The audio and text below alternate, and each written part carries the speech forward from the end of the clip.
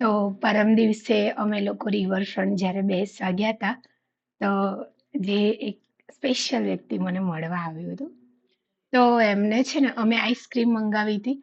તો એમને પણ આઈસ્ક્રીમ ખોલીને પહેલા મને થોડી ખવડાવી અને પછી એમને ખાધી. અને સેમ મારા હિમાંશુભાઈના ઘેરથી જે છે ને ભાભી, એમને નીકળતા વખતે મને ગળે મળ્યા અને મને કિસ્સી કરી હતી. તો હું ને મારા નિમેશજી એ ચર્ચા કરતા હતા કે શરૂઆતમાં અને અત્યારે બી ઘણા સગા છે જે મારાથી ભેદભાવ રાખે છે.